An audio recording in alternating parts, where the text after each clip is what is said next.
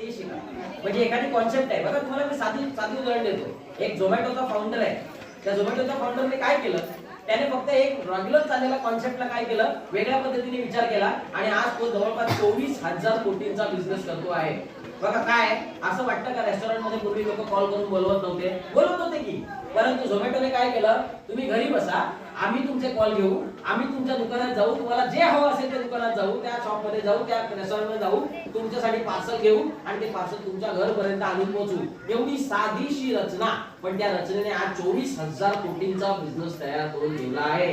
अशीच रचना, असंच एंटरप्रेन्युअरशिप बाबासाहेबांना अपेक्षित होतं की माझा समाज जो असावा, हा माझा समाज वैविध्यपूर्ण विचार करणारा, काहीतरी वेगळं, काहीतरी अचाट. म्हणजे बिझनेसमॅन असतो की नाही, त्याला म्हणतात ना एंटरप्रेन्युअर कोणाला म्हणतात, who is thinking something new, something different than the regular business. अशा पद्धतीचं काहीतरी बाबासाहेबांनी करावं आणि असं आपल्या लोकांनी करावं असं बाबासाहेबांना एक्सपेक्टेड होतं. म्हणून बाबासाहेब एंटरप्रेन्युअरशिपला काय करतात, पाठिंबा देतात. त्या काळामध्ये डिस्ट्रिक्ट इंडस्ट्रियल सेंटर निर्माण होण्यामध्ये बाबासाहेबांचा फाट मोठा. आज तुमच्या जिल्ह्यामध्ये पण बघा, रत्नागिरी जिल्ह्यामध्ये पण डिस्ट्रिक्ट इंडस्ट्रियल सेंटर असेल, जिल्हा उद्योग केंद्र असेल, तुम्ही जाऊन विचारलं तर तुम्हाला माहिती मिळेल. त्याच्यामध्ये बऱ्याचशा गोष्टी असतात. Micro and small medium enterprise नावाची संस्था आहे, त्याच्यामध्ये पण बऱ्याचशा गोष्टी असतात. अशा पद्धतीच्या नवीन नवीन गोष्टींना, उपक्रमांना आपण जाणून घेतलं पाहिजे. आपल्याकडे तुमच्याकडे तर तुमच्याच गावचाच एक माणूस आहे, या आदरणीय आमचे बंधू धम्मबंधू किरण तांबे यांच्या माध्यमातून ही अस्मिता मल्टीपर्पज फाउंडेशन आहे. या फाउंडेशनच्या माध्यमातून वेगवेगळ्या पद्धतीचे उपक्रम उद्योजक निर्माण करण्याकरता केले जातात.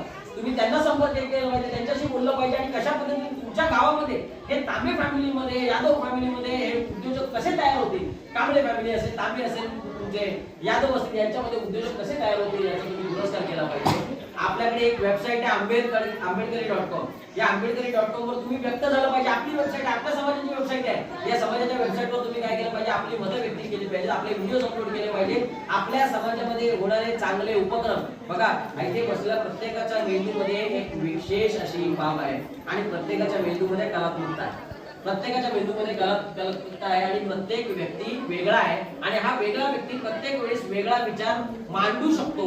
असे अनेक वेगळे विचार जेव्हा एकत्र येतात तेव्हा एक विचार तयार होतो आणि हा एक विचार समाजाच्या प्रगतीसाठी काय होतो, निर्णायक ठरू शकतो. तर अशा पद्धतीचे विचार व्यक्त करण्याकरता सुद्धा आपल्याकडे आंबेडकरी.com नावाची संस्था आहे.